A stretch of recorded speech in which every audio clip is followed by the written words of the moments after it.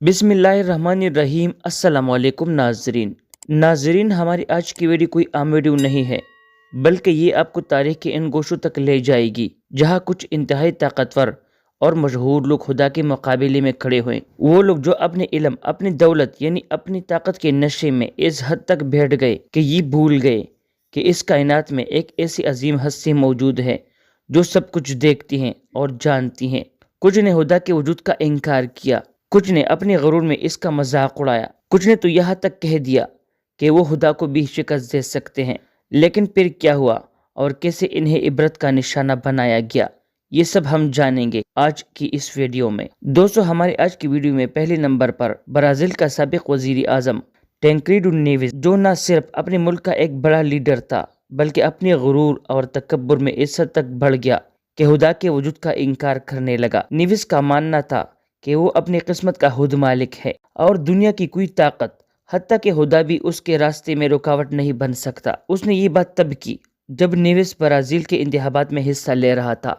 इसने न सिर्फ अपनी जीत का दावा किया बल्कि एक बड़े जलसे में इंतहाई गुस्ताहाना अंदाज में कहा कि खुदा भी उसे वजीर आजम बनने से नहीं रोक सकता। ये अल्फाज उसके गुरूर का वाज़ेह इजहार थे। उसने अपने उरूज को इस हद तक यकीनी समझ लिया कि वो ये भूल गया कि क़ुव्वत का निज़ाम किसी के गुरूर को बर्दाश्त नहीं कर सकता। उसने इंतखाबात जीते, वो बड़ी अक्सरियत से कामयाब हुआ, लेकिन कहानी यही ख़त्म नहीं होती। जैसे ही नेवेस ने अपना कामयाबी का जश्न मनाया और ओहदा संभालने की तैयारी की, कुदरत ने अपना रंग दिखाया। वो शदीद बीमार हो गया और अपनी जिम्मेदारी संभालने से पहले ही बिस्तर पर पड़ गया। बीमारी इतनी शदीद थी कि वो 38 दिन तक बिस्तर पर मौत से लड़ता रहा, लेकिन आखिरकार वो हार गया और इंतकाल कर गया। आप सोचिए कि ऐसा शख्स जो दावा करता था कि खुदा भी उसे रोक नहीं सकता, वो एक दिन के लिए भी ओहदे पर नहीं बैठ सका। ये वाक़या हमें एक वाज़ेह सबक देता है कि गुरूर और तकब्बुर हमेशा शिकस्त का बायस बनते हैं। नाज़रीन, अब हम बात करते हैं दुनिया के मशहूर साइंसदान स्टीफन हॉकिंग की। ये वो शख्स था जिसे अपनी जहानत और साइंस में महारत की वजह से जदीद दौर का सबसे बड़ा जीनियस माना जाता था। हॉकिंग ने कायनात के राजों को खोलने के लिए बहुत सी थ्योरीज पेश की, खासतौर पर ब्लैक होल और कायनात की इब्तिदा के बारे में। लेकिन इन तमाम कामयाबियों के बावजूद हॉकिंग के खुदा के बारे में ख्यालात इंतहाई मनफी थे। हॉकिंग का मानना था कि ये कायनात किसी खालिक के पैदा करदा नहीं है, कायनात हमेशा से मौजूद थी और उसे किसी खुदा की ज़रूरत नहीं। वो कहता था कि जिस तरह जादुई कहानियाँ और जिन्नात की बातें महज अफसाने हैं, वैसे ही खुदा का वजूद भी एक अफसाना है। इसने अपनी किताबों और बयानात में बारहा ये बात कही कि कायनात की तख्लीक खुद बहुत हुई है और इसमें किसी माफूकुल फितरत का कोई किरदार नहीं है।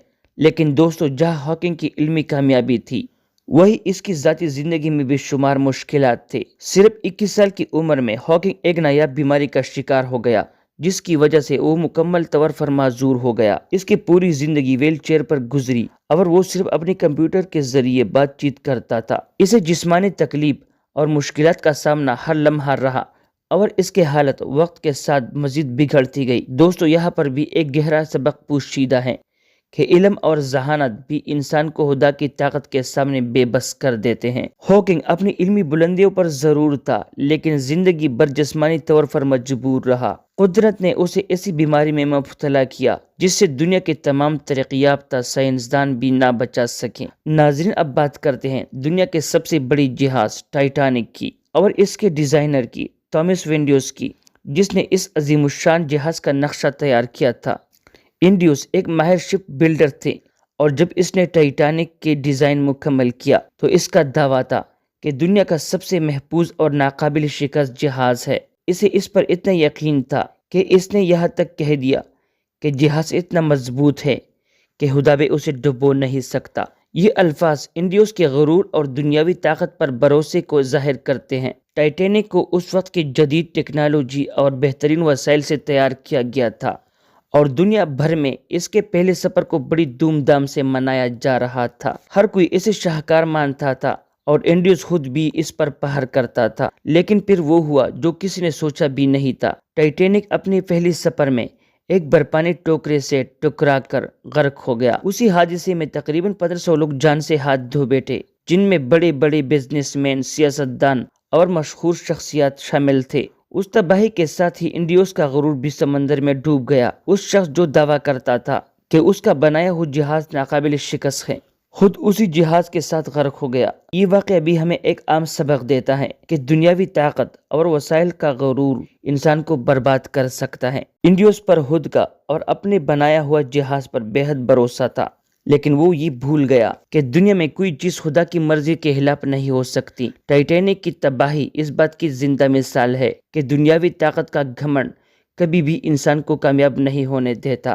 دوستو، اب ہم بات کریں گے مشہور فوک سنگر جسٹن بیبر کی، جو اپنے گان اور کنٹینٹس کی وجہ سے دنیا بھر میں بے حد مقبول ہے۔ جسٹن بیبر کا نام سن کر شاید آپ کو حیرانی ہو، کیونکہ اسے دنیا کا ایک کامیاب اور باصلاحیت سنگر مانا جاتا ہے، لیکن اس کی زندگی میں ایک ایسا موڑ آیا جب اس کے غرور اور توہین آمیز حرکتوں انجام بہت عبرتناک ہوا۔ ایک دن جسٹن بیبر نے ایک بڑی میوزک فیسٹیول میں ایک عجیب حرکت کی۔ وہ سٹیج پر آیا اور حجاب پہن کر صرف نہ پرفارم کیا بلکہ ڈانس کرتے ہوئے حجاب کا مذاق اڑانے لگا۔ یہ عمل بہت توہین آمیز تھا، کیونکہ حجاب ایک مذہبی علامت ہے جو کئی مذاہب میں خاص عزت اور احترام کا نشان سمجھا جاتا ہے۔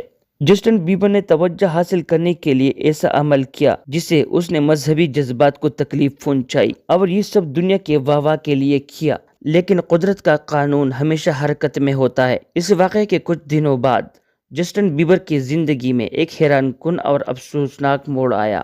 ایک صبح وہ بیدار ہوا تو اسے محسوس ہوا کہ اس کے چہرے کا آدھا حصہ فالج کا شکار ہو چکا ہے۔ وہ اپنی آنکھ تک نہ جھپکا سکتا تھا، وہ نہ تو صحیح بول سکتا تھا، اور اس کی مسکراہٹ بھی غائب ہو چکی تھی۔ ڈاکٹرز کے مطابق یہ ایک انتہائی نایاب بیماری تھی جو اکثر جوانی میں نہیں ہوتی، لیکن جسٹن بیبر اس بیماری کا شکار ہو گیا۔ دوستو، یہ واقعہ بھی ہمیں ایک عام سبق دیتا ہے کہ مذہبی اقدار کا احترام بے حد ضروری ہے، چاہے آپ کتنی مشہور یا طاقتور کیوں نہ ہو۔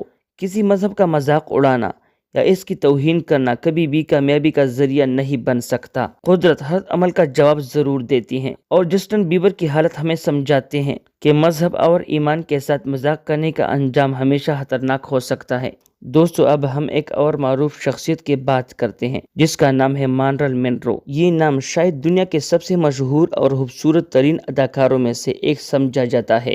مارلن مونرو 1950 اور 60 کی دہائی کی سب سے بڑی فلم سٹار تھی، اور ان کی شہرت کا چرچا ہر طرف تھا۔ دنیا انہیں خوبصورتی اور گلیمر کا نشان سمجھتی تھی، لیکن شہرت اور کامیابی کے نشے میں مارلن نے کچھ ایسے الفاظ کہے جن کا انجام بہت عبرتناک ہوا۔ مارلن کا ایک واقعہ بہت ہی مشہور ہے۔ جب ایک بار ایک پادری ان کے پاس آیا اور ان سے ملاقات کی، پادری نے ان سے کہا کہ مارلن، خدا نے مجھے آپ کے پاس بھیجا ہے تاکہ میں آپ کو اس کی محبت اور نجات کا پیغام دوں۔ لیکن مارلن نے مسکرا کر انتہائی غرور سے جواب دیا کہ مجھے آپ کی خدا کی ضرورت نہیں ہے۔ یہ الفاظ مارلن کے اندر موجود اس غرور اور خود اعتمادی کا اظہار تھے جس میں وہ اپنے حسن اور شہرت کے نشے میں مبتلا تھی۔ لیکن چند ہی دن بعد مارلن اپنے کمرے میں مردہ حالت میں پائی گئی۔ ان کی موت نے دنیا کو حیران کر دیا، کیونکہ یہ ایک ایسی شخصیت جس کا حسن اور شہرت بام عروج پر تھا، اچانک دنیا سے رخصت ہو گئی۔ ان کی موت کی وجوہات آج تک پتہ نہیں، لیکن بہت سی لوگ اسے ان کے غرور اور خدا کی نافرمانی کا انجام سمجھتے ہیں۔ پیارے دوستو، ویڈیو اچھی لگی ہو تو لائک کریں اور اپنے دوستوں کے ساتھ ضرور شیئر کیجیے۔